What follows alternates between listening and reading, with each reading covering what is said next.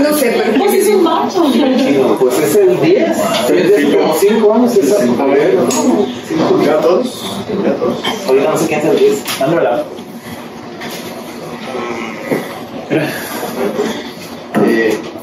Buenos días, continuando con el temario que estamos actualmente de trauma. El día de hoy vamos a ver el tema de trauma raquimedular. La agenda que vamos a ver, pues vamos a hablar un poco de definición, de epidemiología, anatomía y fisiología de manera rápida, los mecanismos de lesión, evaluación y manejo, cómo se hace el diagnóstico, cómo se hace la evaluación clínica, la evaluación de arte, lesiones medulares, los síndromes medulares. Vamos a hablar un poco de imagen y de el manejo y tratamiento de este tipo de lesiones. En cuanto a la definición, tenemos que el trauma raquimedular son todas las lesiones de origen traumático que afectan de manera conjunta o de manera aislada todas las estructuras óseas, cartilaginosas, musculares, vasculares, meningias, radiculares y medulares de la columna vertebral. No necesariamente tiene que ser la afectación de todas en un conjunto. La afectación de una de estas de manera aislada ya entra dentro de la definición de trauma raquimedular. En cuanto a epidemiología, tenemos que la incidencia mundial de trauma raquimedular es de aproximadamente 2.3 millones de casos por cada 2.3 casos por cada 100.000 habitantes. Aproximadamente de todas las lesiones raquimedulares, más de la mitad, cerca del 55%, ocurre en la región cervical. Y el 70% de los pacientes que sufren un trauma raquimedular sufren alguna otra lesión traumática concomitante. Normalmente no es exclusivamente el trauma raquimedular. Estos pacientes llegan a tener un traumatismo craneoencefálico, trauma de tórax o trauma de extremidades en general. Tenemos que las lesiones de tráfico son las que de manera mayor propician el trauma raquimedular, con un aproximado de 38% de trauma raquimedular que es debido a esta etiología, a accidentes de tráfico. En segundo lugar tenemos las caídas de alturas mayores, con un aproximado del 31% de los traumas raquimedulares ocasionados por caídas mayores de 2 metros. Y las lesiones deportivas, estas llegan a ser del 10 al 17% de los casos, mientras que las agresiones es un porcentaje menor. Aproximadamente 4% de los casos de trauma raquimedular se debe a esta etiología, a agresiones. Pues esto es una gráfica, un mapa de la incidencia en un estudio del NATIV del 2017, en el cual pues se centra mucho en los países donde hay más epidemiología de este tipo de lesiones. Y tenemos, por ejemplo, cómo es la distribución de incidencia en Estados Unidos y en algunas regiones de Europa. Y dentro de Estados Unidos hasta también hace la distribución por estados, en donde se reportan la mayor parte de este tipo de lesiones. Tenemos que en la relación hombres-mujeres, el trauma raquimedular afecta de una manera mayor a hombres. Aproximadamente el 79.9% de los casos de estas lesiones son en hombres, mientras que en las mujeres son del 20.2% de los casos reportados. Existen 2 picos en las edades en el que se llega a presentar de manera mayor el trauma raquimedular. El primer pico es entre la edad entre los 15 y los 29 años, y el segundo pico es en pacientes mayores de 50 años. Este pico de incidencia de este tipo de lesiones se ha ido modificando con los años. Tenemos que aproximadamente en la década de los 70 los pacientes de la tercera edad que sufrían un trauma raquimedular pues no era tan mayor como actualmente. Aproximadamente en pacientes de la tercera edad el trauma raquimedular se presentaba en 4.6% de todos los traumas en pacientes mayores de 65 años, mientras que en la última actualización de epidemiología que se ha hecho que fue en el año 2008-2010, en pacientes mayores de 65 años, el trauma estuvo presente en el trauma medular. Del 100% de los que se tenían registrados en esa década, el 13.2% de los casos fueron pacientes mayores de 65 años. Pero pues esta distribución en la epidemiología se va moviendo también con el pico de edad o con la edad de la población en general, cómo se ha ido modificando. En cuanto a la anatomía, tenemos que pues, la columna vertebral se divide en cuerpos vertebrales. Tenemos que son 7 cuerpos vertebrales cervicales, 12 torácicos, 5 lumbares y 5 sacros. Entre estos cuerpos vertebrales salen pues las raíces de los nervios medulares. La única diferencia es que en cuanto a los cuerpos vertebrales cervicales, son 7 cuerpos cervicales, pero de aquí salen una cantidad de 8 raíces de nervios espinales, ya que el primer nervio espinal sale de la parte posterior del primer cuerpo vertebral y el octavo sale entre el octavo cuerpo cervical y el primer cuerpo vertebral torácico. Y en la parte posterior a los cuerpos vertebrales es donde se encuentra el canal medular. Aquí vamos a encontrar pues la médula espinal, que es esta. Está dividida en sustancia gris y en sustancia blanca. La sustancia gris pues ya sabemos que son los cuerpos axonales, mientras que la sustancia blanca son los axones como tal. De aquí, estos se van a identificar principalmente en regiones que son los tractos espinotalámicos y los tractos corticoespinales. Estos son los principales, cada uno de estos con sus diferentes funciones específicas. Tenemos que, por ejemplo, el tracto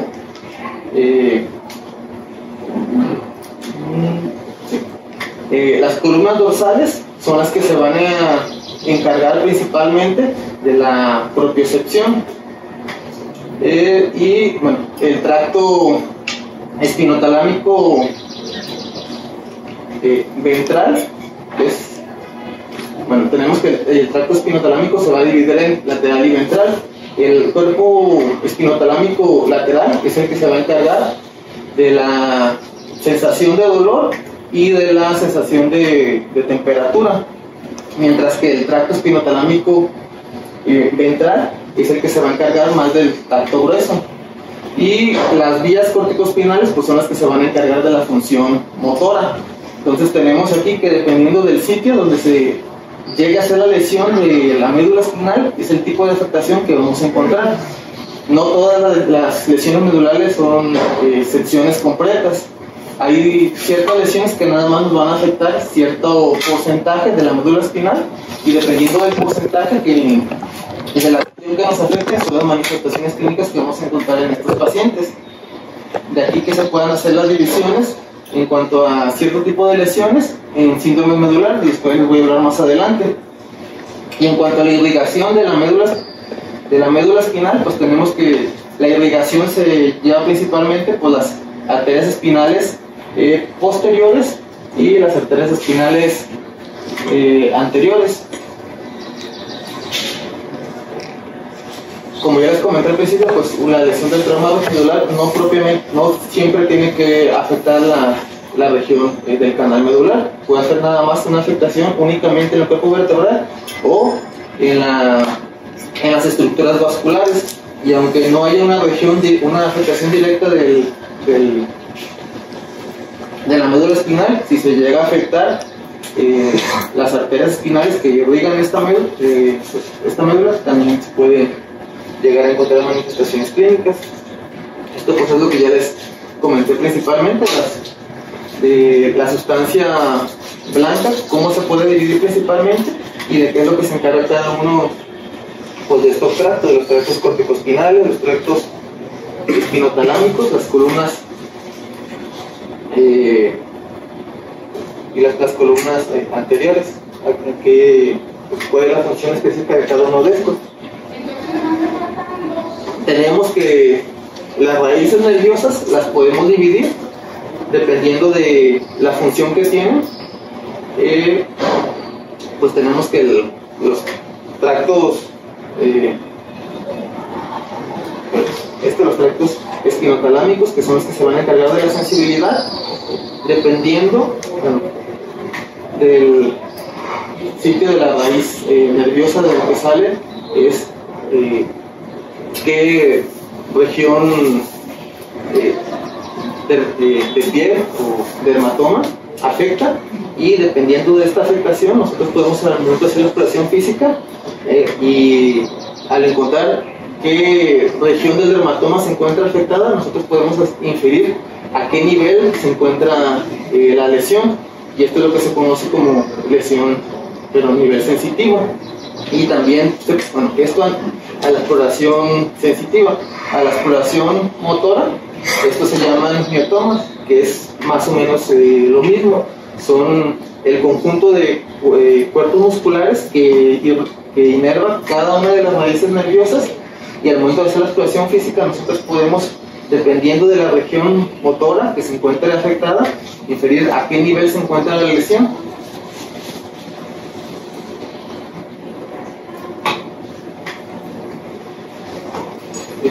Estos son los miotomas y los dermatomas. En cuanto a los dermatomas, pues nada más cabe aclarar que es únicamente la función sensitiva a nivel de piel, y los miotomas pues es la función motora de varios grupos musculares.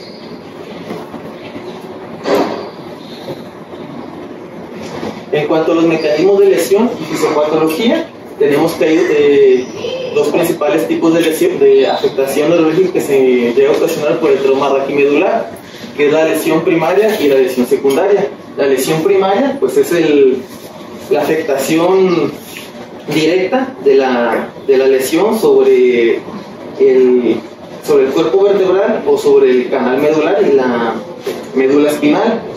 Este tipo de lesión primaria pues es la que se va a caracterizar por una reducción axonal, un daño vascular o una apoptosis celular, y es el daño directo de la lesión sobre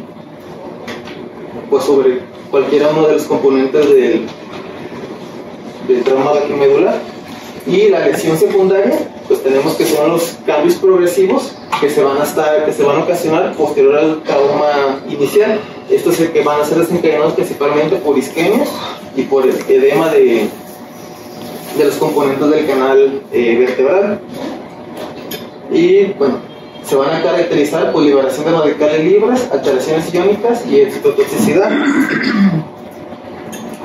En cuanto a las lesiones primarias, las podemos clasificar en 4 principales, que son los impacto por compresión transitoria, que esto es en pacientes que tienen alguna enfermedad degenerativa de la columna, que sufren una hiperextensión, y esta hiperextensión llega a dañar el canal medular con la médula espinal. Tenemos otro tipo de lesión primaria, es la laceración intersección, que esta es el trauma o afectación directa de la médula espinal por, pues como su nombre dice, por una laceración o por un daño directo, por ejemplo por heridas de armas de fuego o por heridas de arma blanca. El otro tipo de lesión primaria que se puede clasificar son las lesiones de distracción, que este tipo de lesiones son lesiones medulares que son ocasionadas por una elongación excesiva de la médula espinal, que puede ser ocasionado por hiperextensión, hiperflexión, por una rotación excesiva, bueno, principalmente estos. Y el otro tipo de lesión primaria es el impacto de más compresión persistente, que este es el tipo de lesión que se ocasiona por compresión de los cuerpos vertebrales con afectación directa de la médula espinal, y en esta vamos a encontrar pues generalmente fracturas de compresión. Y la lesión secundaria la podemos dividir en fases, dependiendo del tiempo posterior a la instauración del trauma inicial. Es como se divide lo vamos a dividir en fase aguda, fase subaguda y fase crónica. La fase aguda pues es la que se llega a ocasionar dentro de las primeras 48 horas posteriores al mecanismo inicial del trauma. Y en esta fase se va a caracterizar la lesión de la médula espinal principalmente por edema, por microhemorragias, por infiltración de células inflamatorias y por la inicio de la disrupción de por necrosis y muerte celular ocasionado directamente por el mecanismo que ocasionó la lesión. La fase subaguda, se va a presentar posterior a 48 horas y llega a durar de 48 horas hasta una semana o hasta 4 o 5 días, dependiendo de la bibliografía donde lo leamos. Esta fase subaguda pues se va a caracterizar por la formación de cavidades quísticas, también por infiltración de astrocitos como formación de la astroglía y un mayor aumento del edema en la médula espinal ocasionado por el trauma.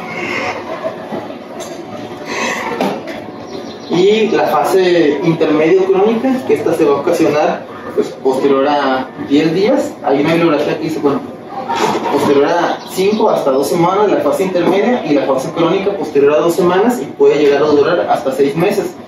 Y esta se va a caracterizar por la formación de cicatriz microglial que va a impedir una adecuada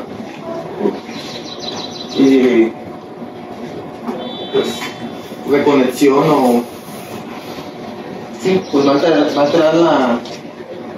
va a causar una mayor regeneración y va a alterar pues, el paso correcto de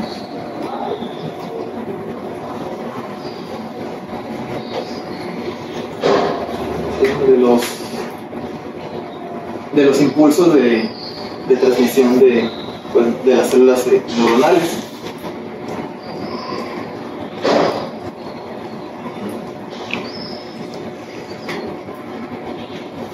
En cuanto a las manifestaciones clínicas, pues como ya les mencioné previamente, estas las podemos evaluar principalmente al evaluar los dermatomas y los miomas y ver el tipo de afectación que tiene nuestro paciente.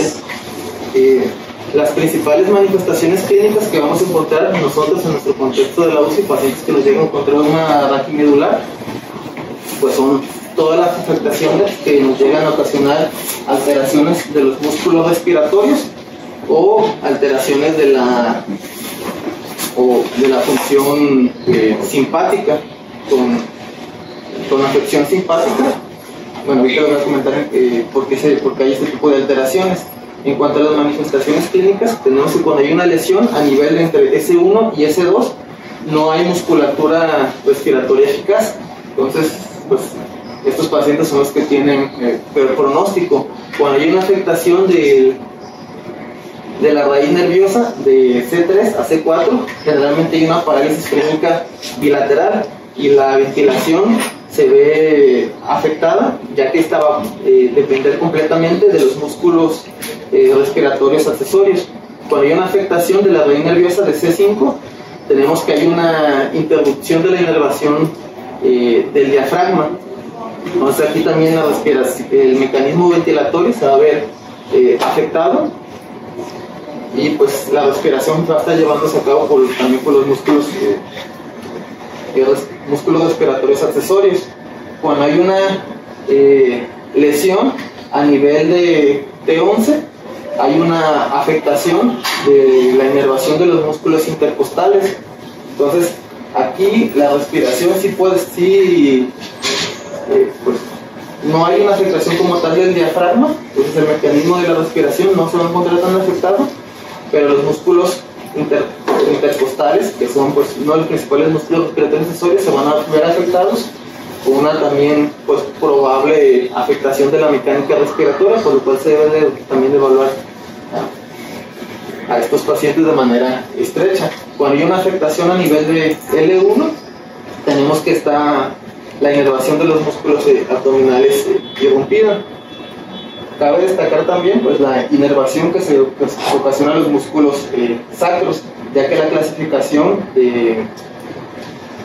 pues de la gravedad de la lesión se basa principalmente en la afectación de los grupos musculares que inervan este tipo de estos músculos, que son los músculos de las extremidades inferiores, y principalmente pues, la afectación de los músculos perineales, que es con los que se va a hacer la evaluación de afectaciones a este nivel. Tenemos que también puede haber una afección simpática cuando hay una lesión de canal medular por un trauma raquimedular, ya que como recordamos, pues las neuronas simpáticas preganglionares se encuentran entre T1 y L2. Entonces, cuando hay una lesión arriba de este nivel, pues se llega a afectar la inervación simpática, pero se conserva la inervación parasimpática, y también los vasoreceptores que llegan a un nivel superior a este, no se van a encontrar conservados. Entonces, cuando hay una lesión a este nivel, nuestro paciente tiene un desequilibrio simpático-parasimpático, lo cual le puede llegar a ocasionar que pues, el gasto cardíaco y el mecanismo cardíaco va a estar llevado principalmente por la inervación parasimpática. Entonces, esto nos puede, al verse afectado de la inervación simpática del corazón, nos puede ocasionar que haya una disminución del gasto cardíaco o una insuficiencia cardíaca secundaria a este tipo de afectación. También por la afectación simpática puede haber una caída del tono vascular y nos puede ocasionar una hipotensión relativa o sostenida, que pues aunado por la afectación parasimpática, la afectación de la inervación parasimpática con dominio de la inervación parasimpática del corazón, pues nos puede ocasionar bradicardia, gasto cardíaco disminuido, y esto acompañado de un tono vascular disminuido con hipotensión pues, sostenida, y esto nos puede desencadenar un choque distributivo, que esto es la fisiopatología del choque neurogénico. Entonces, pues también por eso es importante también ver a qué nivel se encuentra una lesión medular por este tipo de afectaciones que pueden llegar a tener los pacientes. Otro tipo de afectación que podemos encontrar en estos pacientes es el choque espinal, que el choque espinal no es lo mismo que el choque neurogénico. El choque espinal es un estado clínico que la principal característica es que este estado clínico es temporal, es decir, es transitorio, no es un estado permanente, y esto se ocasiona posterior a una lesión medular espinal, y se va a caracterizar por una pérdida transitoria tanto de la función motora, de la función sensitiva, de la función autonómica, y nos va a reflejar el nivel de la lesión. Si se fijan, estos pues es muy característico y nos pudiera explicar el cuadro clínico inicial del paciente que tenemos actualmente en la cama 1, que a lo mejor lo recibieron como un choque neurogénico, pero tal vez pues se envió inicialmente para evaluación por este tipo de choque, un choque espinal. Pues no lo sabemos, pero pues ya no entraría dentro de esta clasificación, porque esto se caracteriza porque es una alteración temporal, y este paciente pues ya hasta el momento la afectación no parece que sea temporal, pero sí tuvo una manifestación clínica inicial que sí nos orienta a este tipo de manifestación clínica. En cuanto al choque, la otra manifestación de importancia pues es la que ya les comenté previamente, el choque neurogénico, que esta va a ser una hipotensión relativa sostenida posterior a una lesión medular espinal, que si nosotros encontramos un paciente hipotenso en un trauma raquimedular, no siempre es un choque neurogénico, puede ser multifactorial esta disminución de la presión arterial, esta hipotensión. ¿Qué puede llegar a ocasionarlo? Pues la hipovolemia secundaria a la pérdida de sangre esto ya depende del trauma que tuvo nuestro paciente, por una acumulación distributiva de sangre venosa dentro de la musculatura paralizada, que si nuestro paciente tiene afectación de los músculos generales, pues puede ocasionar secuestro o acumulación de sangre venosa, y esto nos puede llegar a ocasionar una hipotensión, o puede ser propiamente un choque neurogénico, que el choque neurogénico pues es la vasodilatación secundaria a la pérdida del tono simpático por una afectación arriba de los niveles que ya les comenté previamente, arriba de nivel, pues, arriba de T1 nos puede llegar a ocasionar este tipo de afectación. Y no solamente pues afectar el tono vascular con una vasodilatación, sino que también nos puede llegar a ocasionar afectación cardíaca con una caída del gasto cardíaco secundaria a que pues el corazón va a estar completamente controlado por la inervación parasimpática. Entonces, en este tipo de pacientes, pues tenemos que hacer una evaluación integral, no nada más pues, atribuir a que el estado de choque se debe únicamente a un patrón distributivo, sino también evaluar la función cardíaca del corazón para ver si no tiene también afectación simpática por este tipo de lesión medular. Y pues el choque neurogénico se presenta aproximadamente en el 20% de los casos de pacientes con trauma, con afectación a nivel cervical. Entonces pues no es tan infrecuente, uno de cada 5 pacientes con una trauma raquimedular significativo a nivel de cervicales se va a presentar con un choque neurogénico. Y pues prácticamente todo el paciente que tenga una lesión pues arriba de T6, no únicamente de T1, sino arriba de T6, se debe evaluar esto por la inervación que se hace a este nivel de los vasos sanguíneos. Ya si la afectación es más amplia, pues también nos va a afectar el corazón como tal.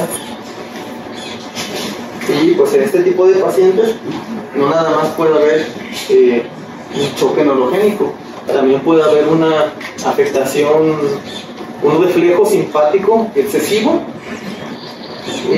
por una pérdida de la inervación a este nivel, que nos puede ocasionar lo contrario, nos puede ocasionar que nuestro paciente tenga hipertensión y taquicardia, esto por un reflejo simpático excesivo posterior a la lesión de las raíces nerviosas de origen simpático. En cuanto a la evaluación inicial que debemos hacer en los pacientes con trauma medular, pues tenemos que seguir el ABCDE del ATLS. Pues generalmente las primeras se hacen a nivel prehospitalario y a nivel de urgencias, evaluación de la vía aérea, de la respiración, circulación, pero pues también nos puede llegar a nosotros que nuestro paciente hacer esta evaluación si nos hablan pues de otros servicios para apoyar. En cuanto a lo que conlleva a la exploración neurológica y a la exploración completa, pues es donde nosotros debemos de prestar más atención una vez que nuestro paciente se encuentre estabilizado. Si se fijan aquí, pues, la A nos habla de un control de la columna cervical, que esto generalmente se hace a nivel hospitalario. Sin embargo, pues el uso del collarín para tratar de estabilizar la columna cervical, pues aunque sí está recomendado, no tiene un nivel de evidencia alto. De hecho, puede llegar a ser contraproducente, ya que la inmovilización con un collarín rígido en este tipo de pacientes nos puede ocasionar efectos secundarios, como son pues restricción de la función o de la expansión pulmonar, nos puede ocasionar también un aumento de la presión intracraneal, nos puede ocasionar un aumento de la agitación en nuestro paciente y dolor. Y pues actualmente hay ciertos algoritmos que nos dicen, bueno, a nivel hospitalario, a qué pacientes se benefician con el uso de un collarín para tratar de estabilizar la columna cervical previo a traerlo a valoración en un ambiente hospitalario, que pues básicamente su algoritmo nos dice que si nuestro paciente tiene una afectación neurológica por el tipo de mecanismo, si no hay sospecha de intoxicación, y pues si nuestro paciente no presenta ninguno de estos, pues tal vez no se beneficia del uso de estabilización por un collarín rígido. Pero en el caso de estos pacientes, pues todos van a cumplir con este criterio por el mecanismo de lesión y en el caso de la mayoría de nuestros pacientes, que nosotros vemos, pues con una afectación neurológica, todos se deben de evaluar y hacer un control de la columna cervical previo a traerlo a una unidad hospitalaria, donde ya se va a hacer un abordaje más completo y se puede estabilizar por otros métodos a nivel de columna cervical.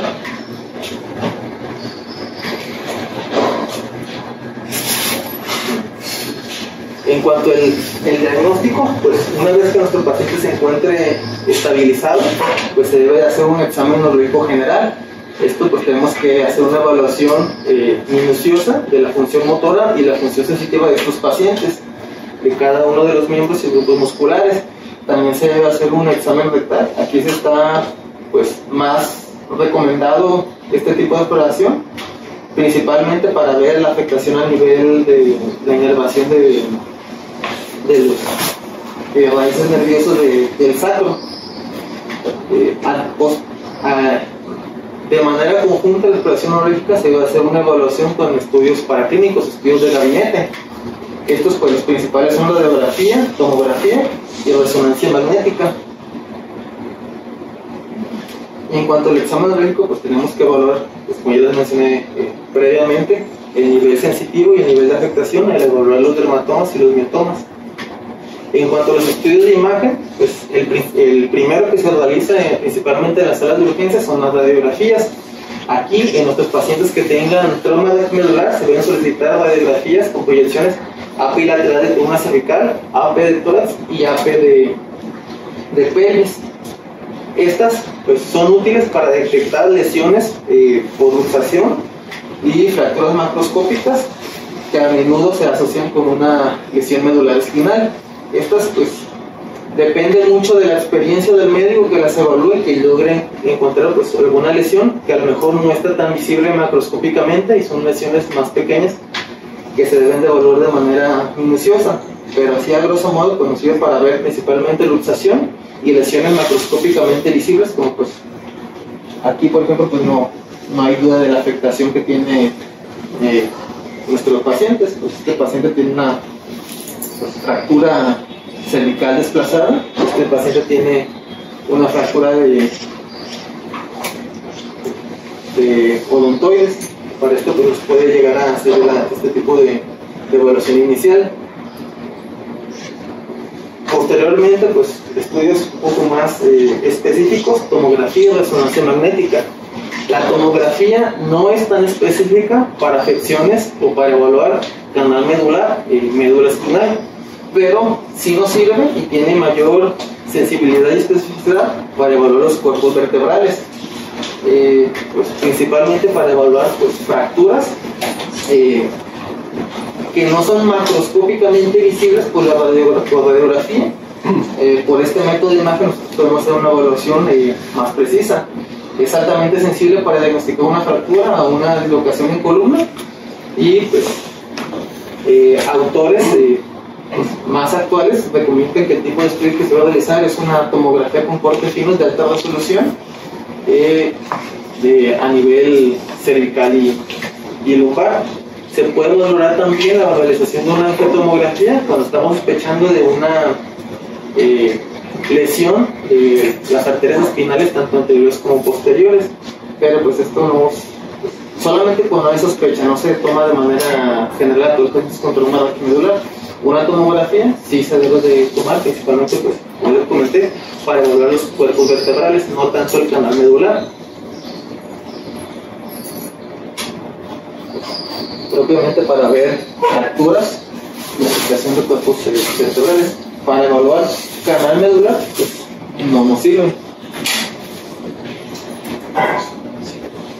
La resonancia magnética, esta es pues, más eficaz y es el estudio de lesión para evaluar el canal medular, para evaluar lesiones a nivel de médula espinal, ya que es más eficaz para evaluar estructuras blandas, como son los discos intervertebrales, ligamentos y raíces nerviosas. De estos, pues hay diferentes secuencias. Las principales secuencias que nos van a servir para evaluar el canal medular son la secuencia T2 y la secuencia STIR, ya que esto nos va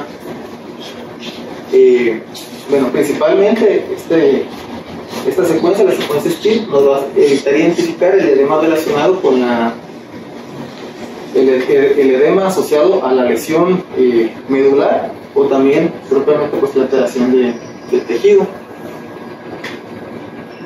La secuencia T1 pues no nos sirve tanto para evaluar el canal medular, es que nos va a servir más para evaluar estructuras sólidas, estructuras óseas que se van a ver más hiperdensas, y las estructuras, pero más hiperintensas. Y la secuencia de T1, pero en T2, pues sí nos sirve para evaluar más canal vertebral, ya que los tejidos blandos se van a ver más alzados, más hiperintensos, pero también se va a ver un realce de líquido cefaloraquídeo. Y esa es la diferencia entre la secuencia T2 y la secuencia STIP, pero ambas son las ideales para evaluar afectaciones a nivel de canal cervical, pero a nivel de canal medular.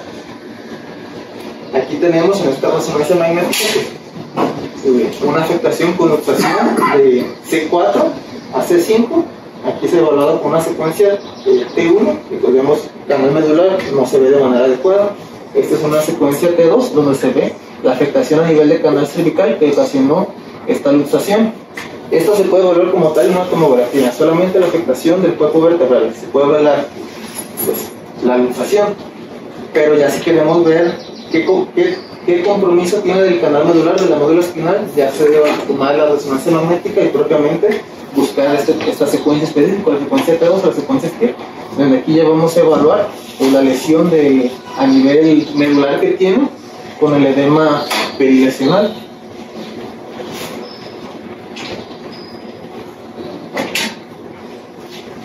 Esta también pues es una resonancia magnética igual secuencia T1 y secuencia T2, en el cual se ve una luxación con una sección medular completa a nivel de 9 y de 10.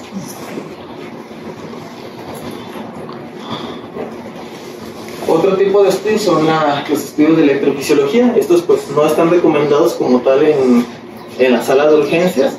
Estos son más para ver pronóstico, para predecir pronóstico, ya que nos va a permitir rastrear y monitorizar la recuperación posterior a una lesión medular espinal traumática. La ventaja que tienes de este estudio sobre la exploración física como tal es que aquí no se requiere que el paciente se encuentre consciente o comunicativo ya al momento de querer hacer la evaluación a nivel de qué nivel sensitivo o qué nivel de afección de dermatoma tiene nuestro paciente, pero pues no se usa de manera rutinaria, no está recomendado de manera rutinaria, si es más para factor pronóstico. También nos puede servir para evaluar la integridad del sistema simpático, ya que se ve la diferencia de potenciales eléctricos de diferentes niveles de lesiones de las glándulas sudoríparas de la piel. Esto nos puede servir para predecir que nuestro paciente tiene una afección simpática propiciada por la lesión o por el trauma raquimedular. En cuanto a la clasificación de la lesión medular espinal, pues tenemos la clasificación ASIA, que es la más extendida y que está actualmente validada y recomendada, que clasifica la lesión en 5 grados de la A a la C, siendo la A la lesión más catastrófica y el grado E pues la lesión más benigna. Tenemos que el grado A se va a clasificar por una afectación completa sensorial y motora por debajo del nivel sensitivo que se evalúa del paciente. Esta escala se basa principalmente en evaluar la inervación a nivel de sacro, ya que para poder ver si nuestro paciente tiene una afectación de este grado, se evalúa principalmente los grupos musculares de miembros pélvicos y también los grupos musculares a nivel perineal. Como tal, a nuestro paciente pues, se evalúa la movilidad de pie, de músculos de pie y el reflejo perineal. Si no se encuentra reflejo perineal, no se encuentra movilidad de estos grupos musculares de extremidades pélvicas junto con una ausencia de la función sensitiva, pues nuestro paciente se encuentra en un grado A. En el grado B, la función sensitiva se va a encontrar conservada, pero la función motora se va a encontrar afectada completamente. En el grado C, la función sensitiva se va a encontrar conservada y la función motora se va a encontrar con una afectación parcial.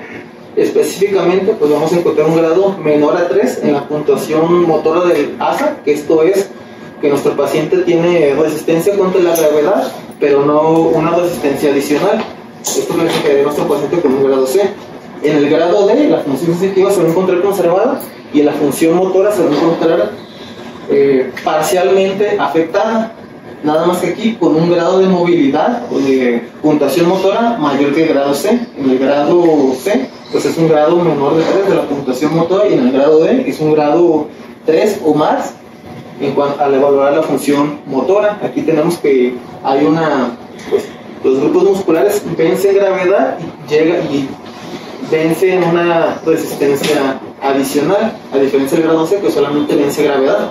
Y el grado E, aquí nuestros pacientes no tienen ninguna afectación a nivel sensitiva y a nivel motora posterior a una sospecha inicial de una afectación sensitiva, pero de una afección nerviosa por una lesión medular espinal. Y tenemos que también a nuestros pacientes los podemos clasificar en síndromes para evaluar, para nosotros saber qué afectación tiene a nivel de médula espinal. No todos los pacientes van a tener una afectación completa. Como les mencioné al principio, pues pueden tener una afectación parcial, y al momento de hacer la evaluación clínica de nuestros pacientes, nosotros podemos, dependiendo del grupo de muscular que se encuentra afectado o el nivel sensitivo que se encuentra afectado, con el tipo de afectación sensitiva que tiene, ver más o menos a qué nivel se encuentra la lesión de nuestros pacientes. Podemos clasificar a nuestros pacientes en 4 principales síndromes medulares. El primero de ellos es el síndrome de cordón central, en el cual pues, se encuentra afectado el canal, la médula espinal, principalmente a nivel central. Estos pacientes que tienen un síndrome de cordón central, van a tener una afectación motora más significativa de extremidades superiores en relación a extremidades pélvicas. Es decir, va a haber una afectación motora de las 4 extremidades, pero va a ser más significativa, propiamente como tal, en las extremidades superiores. Esto principalmente porque se va a encontrar afectado en los tractos corticoespinales principales, mientras que las vías extrapiramidales que llevan la función motora no se van a encontrar afectadas. Entonces, el tracto corticoespinal es el que nos controla como tal la movilidad fina, movilidad de extremidades superiores y movilidad de dedos y de manos. Y los tractos extrapiramidales motores no se van a encontrar afectados, y estos son los que nos van a inervar y nos van a controlar la función motora, principalmente de extremidades pélvicas y los grupos musculares grandes a nivel proximal de extremidades torácicas. Entonces, al hacer la exploración física de nuestro paciente, vemos que tiene una afectación motora, pero es más significativa en extremidades torácicas que en extremidades pélvicas. Pues nuestro paciente puede tener un síndrome de cordón medular. El otro tipo de síndrome es el síndrome de Brown-Séquard. Aquí, pues, la afectación va a ser, pues, tanto motora como sensitiva. Como se va a encontrar afectado el tracto espinotalámico lateral, que es el que nos lleva el control de la temperatura y dolor, nuestro paciente va a tener una alteración sensitiva de temperatura y de dolor contralateral afectada. Es decir, si nuestro paciente tiene una afección medular lateral izquierdo, del lado contralateral, es decir, del lado derecho, nuestro paciente va a tener pérdida de la sensibilidad del dolor y pérdida de la sensibilidad de la temperatura, mientras que del lado ipsilateral de la lesión, es decir, del lado izquierdo como tal, nuestro paciente va a tener una afectación sensorial motora, con afectación de los grupos musculares de ese lado a la lesión, y aparte con afectación motora, afectación sensitiva, pero sensitiva dermatológica, del lado ipsilateral. si nuestro paciente tiene una afectación izquierda, del lado derecho va a tener alteración de dolor y de la temperatura, y del lado izquierdo una alteración motora y del tacto por sensibilidad de cutánea.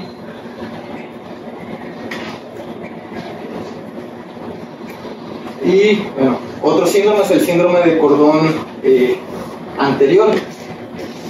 En este tipo de alteración, nuestro paciente va a tener una afectación motora completa. ¿Por qué? Porque se van a encontrar afectados todos los tractos corticoespinales y también los tractos corticoespinales extrapiramidales. Entonces toda la función motora se va a encontrar afectada. Y pues, en cuanto a nivel sensitivo, se va a encontrar pues alterado el tracto espinotalámico lateral y ventral, lo cual nos va a llevar a una afectación sensitiva de dolor, de temperatura y de tacto grueso. Pero las columnas dorsales se van a encontrar conservados. Entonces en este tipo de pacientes la sensibilidad al tacto fino y la propiocepción se van a encontrar conservados, pero va a tener una afectación motora completa y una afectación sensitiva al dolor, a la temperatura y al tacto grueso. Y el otro tipo de síndrome, el último, el cuarto síndrome de los cuatro principales, es el síndrome de cordón posterior. En esta se va a encontrar una afectación completamente contraria a la previa, a la del cordón posterior. Aquí la función motora se va a encontrar conservada, ya que los tractos corticoespinales y los tractos corticoespinales principales y extrapiramidales se van a encontrar conservados. El tracto espinotalámico lateral y ventral de sensibilidad gruesa y de sensibilidad leve de temperatura se van a encontrar conservados, pero las columnas dorsales se van a encontrar alteradas con una afectación de la propiocepción y del tacto fino. Es decir, a este paciente no va a tener ninguna alteración a nivel motor, y a nivel sensitivo va a tener una alteración, pero muy específica, solamente alteración al tacto fino y a la propiocepción. Si nuestro paciente llega a tener este tipo de afectación, pues puede llegar a tener un síndrome de cordón posterior. Este tipo de síndromes pues afectan, no son propiamente por lesiones directas, también por alteraciones de la vasculatura, alteraciones de la irrigación de las arterias, tanto ventrales como posteriores, que solamente nos van a llegar a afectar una cierta porción de la médula espinal. Entonces, estos se van a poder manifestar por cualquiera de estos síndromes que ya les mencioné. En cuanto al tratamiento, las guías actuales de la Asociación Americana de Neurocirujanos recomiendan que todos los pacientes con una lesión medular espinal deben de manejarse en una unidad de cuidados intensivos. Esto principalmente para un monitoreo cardíaco continuo, un monitoreo respiratorio continuo y un monitoreo hemodinámico continuo. Todo esto por la probable afectación simpática que puede llegar a tener este tipo de pacientes, que aunque en la evaluación inicial no puede tener una alteración como tal, puede progresar y puede llegar a tener cualquiera de estas afectaciones, por lo cual nuestro paciente requiere pues una vigilancia estrecha con un monitoreo continuo para manejar y tratar este tipo de complicaciones. Esto de las guías actuales pues en realidad no son tan recientes. Las guías más actuales de la Asociación Americana de Neurocirugía son del año 2013. En cuanto al manejo hemodinámico, pues estas guías y también los estudios en los cuales se basan estas guías recomiendan que todo paciente con una lesión medular espinal debe tener una presión arterial media al menos los primeros 7 días posteriores a la cirugía o la lesión entre 85 y 90, mantener una presión sistólica arriba de 90 para mantener una adecuada perfusión de la médula espinal, una saturación de oxígeno por arriba del 90%, y esto es para que estos pacientes deben de recibir tromboprofilaxis para evitar complicaciones relacionadas a una trombosis venosa profunda. Entonces, Este es el pues, manejo hemodinámico que se debe dar. No porque nuestro paciente ya lo operaron 2-3 días, ya pues, se debe retirar todo soporte hemodinámico. Se debe mantener en vigilancias y al menos durante una semana se debe mantener con estas metas de perfusión de médula espinal. Y en cuanto a otro tipo de manejos, la prednisolona. Actualmente está muy debatido el uso de metilprednisolona, de estos corticosteroides en pacientes en contexto de trauma raquimedular, ya que la evidencia es limitada y su uso es muy debatido. En modelos animales, pues se ha evidenciado que la metilprednisolona reduce el edema, previene la depresión de potasio intracelular y en última instancia mejora el resultado neurológico. Entonces, por esta evidencia en modelos animales se empezaron a evaluar su uso pues, en humanos. Sin embargo, la evidencia no es muy fuerte y es controvertida. Ahorita les voy a mencionar pues, por qué esta controversia del uso de metilprednisolona en pacientes con trauma raquimedular. Y pues ya de manera, pues cada quien puede sacar sus conclusiones de si se debe utilizar o no se debe utilizar en el contexto de este tipo de pacientes. Las recomendaciones se basan principalmente en 3 ensayos. Los ensayos NACIS, que son ensayos que se realizaron en los años 90. Son NACIS 1, NACIS 2 y NACIS 3. El primero de estos es el NACIS 1, en el cual evaluó metilprednisolona en pacientes con trauma raquimedular. Comparó dosis altas versus dosis bajas de metilprednisolona en pacientes con trauma raquimedular. Y los resultados que se reportaron es que no había diferencia en los resultados ni motores ni sensoriales a los 6 meses posteriores a que se inició el manejo o que se hizo esta intervención con metilprednisolona, tanto con dosis baja como con dosis baja. Pero se reportó un aumento de complicaciones, principalmente infecciones de heridas y una mortalidad más alta en pacientes tratados con dosis altas de metilprednisolona. Esto sí con una estadística significativa, con una P de 0.01. Entonces, con este primer estudio, pues no hubo una recomendación como tal para el uso de metilprednisolona para un paciente de contexto de trauma raquimedular. Posteriormente, se hizo el estudio NACIS 2, que este fue elaborado en el año de 1990. Este evaluó metilprednisolona y naloxona en pacientes igual como puntos primarios, la mortalidad a los 6 meses. En este, es un estudio muy controvertido porque el estudio original ingresó 487 pacientes. Posterior a la intervención que se hizo, no hubo diferencia significativa en los puntos que ya se estaban evaluando, en la mortalidad, ni en la función motora, ni en la función sensitiva al corto tiempo de evaluación. Sí hubo una discreta diferencia, pero no fue estadísticamente significativa. Sin embargo, en un estudio posterior, un análisis posterior a que se publicó, con un ajuste de los datos, se evidenció pues, que sí había pues, cierta mejoría, con una mejoría de hasta 5 puntos en la función motora y 4 puntos en la función sensorial a los 6 meses, posterior a que se hizo la intervención de administración de metilprednisolona, específicamente con esta dosis, una dosis de carga de 30 miligramos por kilo, y posteriormente en infusión de 5.4 miligramos por kilo durante 23 horas. Esta primero durante 1 hora y el resto durante 23 horas.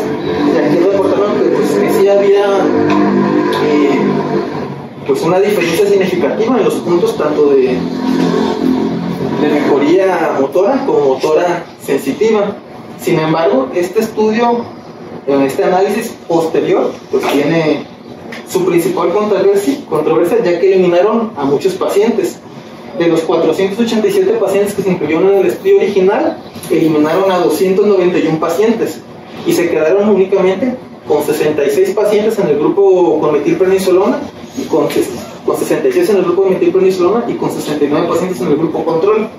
Y haciendo una evaluación de estos pacientes que dejaron en el estudio, fue cuando en este análisis posterior ya se encontró pues que sí había evidencia. evidencia de mejoría por el uso de metilprednisolona en el contexto de estos pacientes. Sin embargo, pues esto se ha debatido mucho por el ajuste que se hizo de este estudio para llegar a estas conclusiones. Y este es el principal estudio, o el estudio más grande por el cual se basan las recomendaciones de metilprednisolona, que todavía actualmente se usa y se recomienda en algunas guías. El estudio NASIS 3, este fue un estudio posterior, que en este comparó dosis altas con dosis bajas de metilprednisolona. En este estudio no hubo un grupo de control, ya que se basó en los resultados del estudio previo, en el NASIS 2, en el que sí hubo una diferencia en el análisis posterior que se hizo. Entonces, este comparó pues, dosis altas versus dosis bajas. En el reporte inicial que se hizo posterior al conclusión del estudio, pues concluyó que no hubo diferencias significativas en ninguna de las comparaciones posterior al inicio posterior a esta terapia, ni con la administración de dosis baja ni con la dosis baja. Perdón, esta no es de dosis, esta es del tiempo, 24 y 48 horas, sin grupo control y sin diferencia significativa. Sin embargo, otra vez hubo un análisis posterior en el cual ya encontró una diferencia significativa con una mejoría en cuanto a los resultados clínicos de la función sensitiva y la función motora en los pacientes en los que se administró metilprednisolona por más tiempo, por 48 horas, comparados con los pacientes que se administró una infusión más corta de 24 horas. Sin embargo, pues esto también es controvertido, porque en los resultados iniciales igual no hubo diferencias, sino en un análisis posterior, un ajuste de los datos, ya fue cuando se reportó una diferencia significativa. En el año 2012 se publicó una revisión de Cochrane, en el cual se resumieron 6 principales estudios. Aquí pues incluyó estos estudios nazis, y por esta revisión que se hizo de estos estudios, pues ellos recomendaron que sí se podía utilizar y sí había evidencia para utilizar metilprednisolona, pero únicamente cuando se administraba en las primeras 8 horas posteriores a la lesión, refiriendo que no había una mejoría en iniciar metilprednisolona posterior a este tiempo, posterior a las 8 horas. Sin embargo, pues, aunque es un estudio de revisión Cochrane, pues, ¿cuáles son los estudios que se analizaron para hacer esta revisión? Pues los estudios previos que son controvertidos. Entonces, pues aquí, al momento de analizar un estudio, pues no debemos de ver solamente la guía, pues la guía nada más es un conjunto de recomendaciones que se basan en un resumen de resultados de estudios clínicos previos, sino se debe de analizar en qué tipo de estudios se están basando para dar esta recomendación.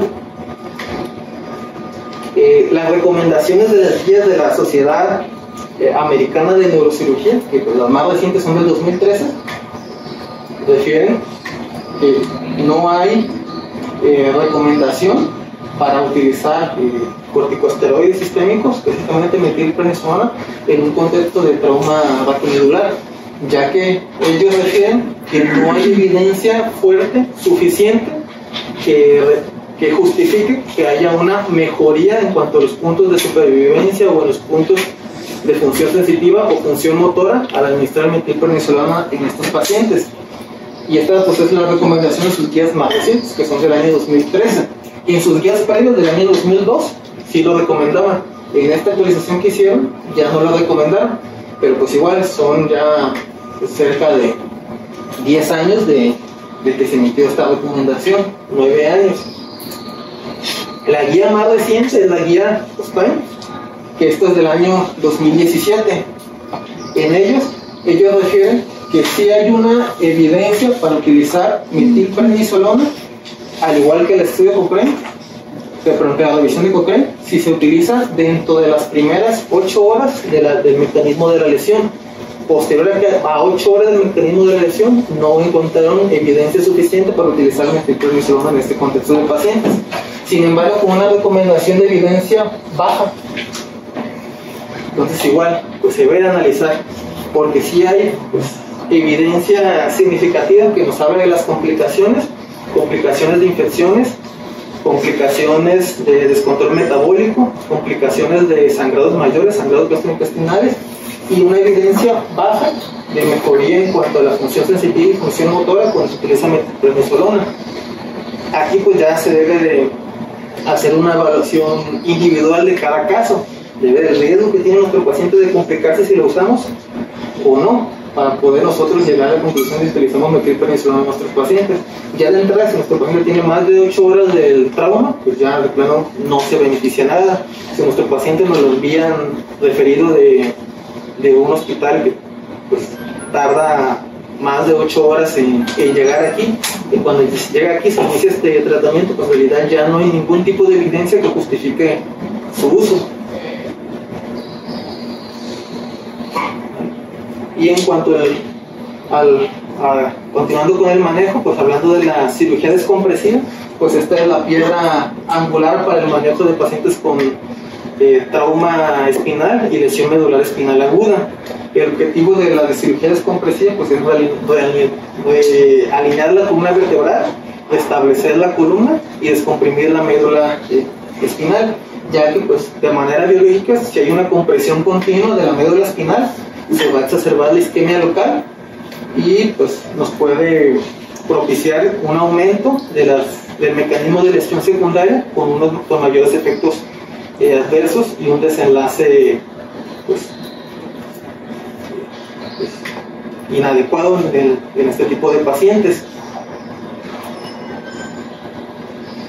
Aquí pues tenemos una imagen de una resonancia magnética de una que se publicó en la revisión de la revista Nato del 2017, de cómo sería pues, cuando hay una lesión en los cuerpos vertebrales con una lesión de canal cervical, una lesión de la médula espinal y edema perilesional, cómo mejora posterior a que haya una cirugía descompresiva con una realineación y descompresión del canal medular. Y en el año 2012 pues se publicó este corte de un estudio de Canadá en el cual se comparó pues, la mejoría que hubo en el puntaje de ASA al momento de realizar una cirugía descompresiva temprana comparado con una cirugía descompresiva tardía. Ellos la dividieron en un corte de 24 horas. Si se hizo la descompresión previa a las 24 horas, se clasificó el paciente como una descompresión temprana, y si se hizo posterior a las 24 horas, se consideró como una descompresión tardía. Y ellos evidenciaron que comparando ambas descompresiones, hubo una mejoría en los pacientes en los cuales se hizo una descompresión temprana antes de las 24 horas, con un aumento de más de 2 puntos en la escala de ASIA en pacientes con lesión medular espinal propiamente cervical. Y pues estos son los pacientes que incluyeron. Este es el puntaje ASIA inicial del paciente, los que estuvieron en el grupo con descompresión temprana, el grupo con la descompresión tardía, posterior a la descompresión, qué tipo de ASIA tuvieron. Los que se hizo la descompresión temprana, pues en los que hubo una mejoría mayor, con una significativa de 0.01 comparado con los pacientes en los que se hizo una descompresión tardía. Entonces, pues la evidencia más fuerte es cirugía descompresiva temprana antes de las 24 horas para un mejor pronóstico de este tipo de pacientes. Y en cuanto al pronóstico, pues la recuperación neurológica se observa hasta después de 6 meses de la lesión. Sin embargo, puede haber mejorías continuas hasta posterior a 5 años después del trauma raquimedular inicial. Obviamente este pronóstico pues, se va a ir modificando dependiendo de la rehabilitación que tenga nuestro paciente. El pronóstico de recuperación es variable y pues depende principalmente de la gravedad inicial de la lesión. Por ejemplo, un paciente con una lesión medular ACA tiene una probabilidad de menos de 5% de recuperar pues, el caminar posterior a un año de la lesión. Y pues, sería todo de mi parte. Si tengan dudas o comentarios, algo que leyeron que dijera de lo que hice. ¿Puedes regresar a la fisiopatología?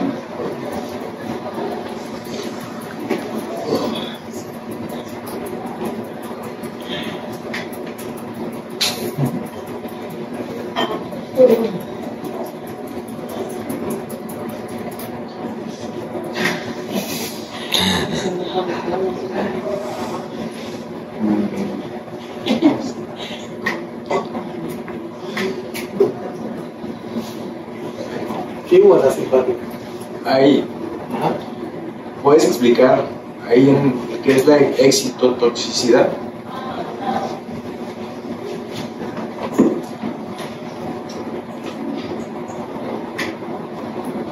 Pues es la afectación directa sobre los cuerpos o axonales o las axonas debido a una excitación pues irregulada por el paso, la afectación del ¿Qué potencial de neurotransmisor y qué receptores son los que se ven estimulados?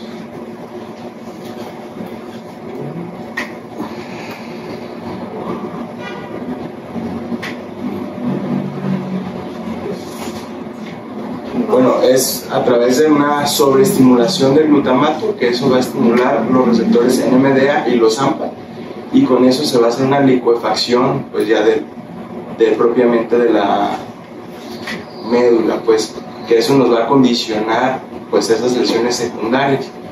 Otro de los mecanismos, pues eso sí ya los explicaste, va a haber una alteración en el flujo sanguíneo que va a condicionar una estimulación de interleucinas, principalmente 6, 8 y 10, que esos nos van a producir edema y posteriormente van a condicionar isquemia. Otro de los mecanismos va a ser principalmente a través de la generando edema, principalmente ese edema va a condicionar pues igual isquemia, que va a condicionar esa apoptosis celular y pues obviamente lesión secundaria. Entonces son de los mecanismos. El de la excitotoxicidad pues ha sido como el más actual de los que se ha descubierto, de los mecanismos o de las vías que se ven implicadas en este tramo raquimedular, que pues nos va a condicionar igual a esas lesiones secundarias.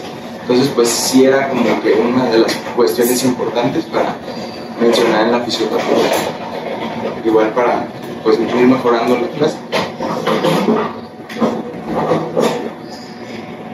Esta situación de que pese al sustento teórico, porque todavía el sustento teórico lo mencionan en el análisis 3 cuando se compararon los horarios, que aún así menos de 3 horas no se beneficiaron, de 3 a 8 horas y con inclusiones de 48 horas, donde hubo una mejoría marginal al final, como tú dices, o sea, fue como un análisis post-hoc, al final entonces no fue significativo para considerarlo como tal, o sea, sí hubo mejoría, pero ya ponderándolo con la estadística o sea, el tamaño de muerte, lo demás realmente no fue significativo como tal, y contrasopesándolo con los efectos adversos de sepsis que se vieron pues los pacientes bajo el grupo de esteroides, pues fue la recomendación del 2013 sacar en la Asociación de los Neurocirujanos de que no se recomienda.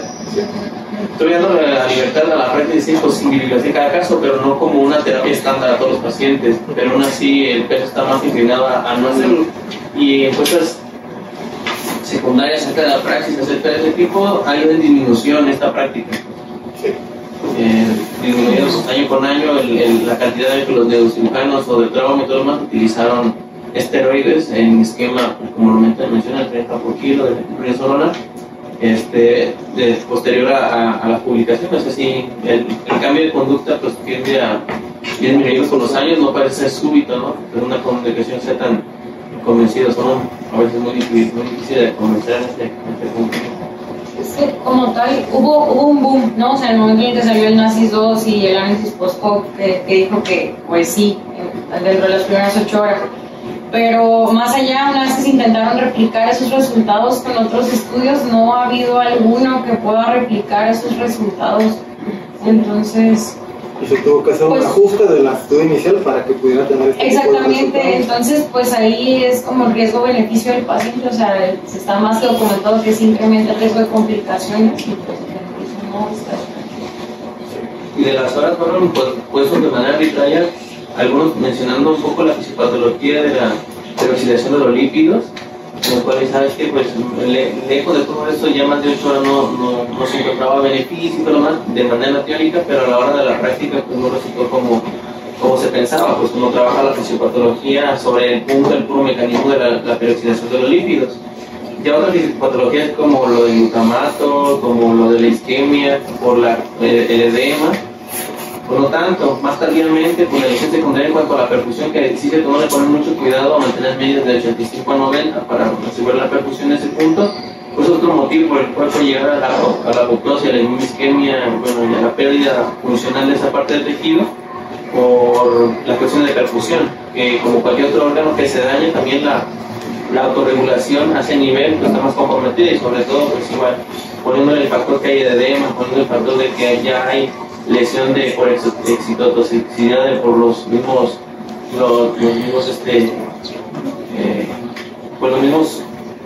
neurotransmisores. Entonces, sí, es como y sobre todo para el pronóstico, pues, de que al fin y al cabo son muy devastadoras ese tipo de lesiones. No, hay que comentarle. Perdón. Me estoy durmiendo. No, yo lo que vi, pues me hizo prometedor, pues ya aparentemente pues los esteroides van a la baja, ¿no? Entonces, pues ahorita lo que se vio que me pareció interesante, pues que en estudios en animales, y ahorita ya lo están haciendo en fase 3 en humanos, pero todavía no dan los resultados, es el Riluzol, que está aprobado para su uso en la esclerosis lateral amiotrófica. Es un antiglutaminérgico, tiene acciones antiglutaminérgicas, y aparentemente pues tiene su mejor uso cuando se utiliza de manera aguda, ¿no? Muy cercano al momento de la lesión original. Entonces ahí es donde se estaría viendo si tiene un efecto. Ahorita el estudio se llama RISIS y todavía no han publicado resultados. La otra terapéutica es la vinociclina, es una tetraciclina de segunda generación que parece tener propiedades inflamatorias locales a nivel de la médula, y en modelos animales pues ya ha mostrado pues resultados prometedores. También hay un estudio en fase 3, se llama el MASC, y pues también todavía no han publicado resultados, todavía está corriendo. Y el otro, que ese es el que mejor resultados ha demostrado, ha sido la hipotermia local, pues en lugar de la lesión. Y también están corriendo el estudio Arctic, porque se había visto que había tenido pues era la que había tenido los resultados más prometedores también en modelos animales, bajando la temperatura a 33.5 grados durante 6 horas, siguiendo las primeras 48 horas del trauma. Y bueno, pues a lo mejor son los próximos esteroides, ¿no? Pues los esteroides se iniciaron a recomendar, pero también por estudios en modelos animales. Hay que ver pues, resultados posteriores. Se han ido extraponiendo un montón de estudios, que está padre, pues cuando tú lees el tema y empiezas a investigar, empiezas a leer sobre cómo han ido los investigadores intentando mejorar el pronóstico de estos pacientes. Te basas a estudios, incluso tú mencionaste uno, de hecho estaba revisando mi celular para ver si era el que yo había leído, pero es más o menos parecido. Se van a estudios bien viejitos, como por ahí de la década de los 70s, 80s, donde lesionaban la médula de los gatitos. Y la primera pregunta que ellos hicieron era, bueno, que vamos a lesionar la médula de estos gatos y vamos a ver con cuánto porcentaje mínimo se necesita para que estos gatos puedan recuperar la función sensitiva o motora, ¿no? A lo que ellos concluyeron es que se necesita, por lo menos en estudios animales, un 10% de los tractos espinales largos y gruesos, corticoespinal y espinotalámico, nada más. Los otros, pues igual, como son más pequeños, como tú los mostraste en las imágenes, es muy difícil que los puedas recuperar. Entonces dijeron, ok, ya sabemos que se necesita mínimo este porcentaje para que muy probablemente a los seres humanos nos vaya bien. Lo siguiente que ellos se preguntaron, ok, bien, ¿cómo podemos hacer para evitar o por lo menos conservar ese 10% de esos tractos espinales largos? Entonces, pues bueno, ahí difiere un poco con Gómez, o sea, no son estudios arbitrarios. La cascada inflamatoria tiene una serie de pasos en la cual, pues bueno, la respuesta inflamatoria principalmente se instaura en las primeras horas, y por lo tanto ellos dijeron, ok, ¿con qué podemos frenar esa cascada inflamatoria? Pues lo lógico es con un corticosteroide, ¿no? Entonces hay que poner un corticosteroide, pero hay que ver cuál es el tiempo óptimo para evitar o para tratar de frenar esa respuesta inflamatoria lo más que podamos, para evitar que por lo menos preservar ese 10% de acciones, ¿no? Sin embargo, pues bueno, a pesar de que se hicieron los estudios nazis con diferentes tiempos y con diferente cantidad de esteroides, pues bueno, al final de cuentas no han podido preservar por lo menos ese 10% de los tractos corticoespinales y espinotalámicos largos. ¿Por qué? Porque no nada más es una cascada inflamatoria. Son varias cosas las que se tienen que ver, como eso sí dijo Gómez, lo de preservar la función circulatoria y otras cosas que también pueden afectar, no nada más la parte inflamatoria, aunque esa pudiera ser la principal, porque es la que mayormente se asocia a destrucción, sobre todo de las células que tienen que ver con el recubrimiento de mielina y esas cosas por el estilo. Pero sí, está chido, pues a alguien que le gusta la biología molecular, pues sí está interesante. Pues. Este tema está muy padre y a mí sí me gustaría aportar en el aspecto de neumología, por ejemplo. Este es un tema muy padre que a mí me gusta mucho porque nos ha enseñado mucho acerca de lo que está ahorita mucho en boga, que es la ventilación protectora del diafragma. La ventilación protectora del diafragma, que es un concepto algo nuevo, se ve mucho en estos pacientes, los cuales para prevenirlos, y hay ciertos factores, ciertas metas que ya están propuestas, es uno, prevenir la sobreasistencia del ventilador, prevenir la subasistencia del ventilador sobre el diafragma, y otro es prevenir las concentraciones, las contracciones musculares excéntricas. Las contracciones musculares excéntricas son las que se dan cuando el ventilador hace disincronía y el paciente termina haciendo contracción del diafragma durante la expiración. Entonces, para prevenir eso, pues ya hay ciertos valores establecidos, y también está muy padre porque te permite ya tener a tu paciente en variables ni tan ni muy de sobre ni de subasistencia, para prevenir lo que es la atrofia de diafragma. Y otro aspecto que también ahorita está en boga y ahorita en investigación es el aspecto de la estimulación del nervio frénico. Si es temprana o tardía, y la estimulación diafragmática también, para capaces diafragmático, que está muy interesante. Y pues este tema nos lo hice así como para estudiarlo partiendo de estos pacientes, que aquí se ve muchísimo. Tan.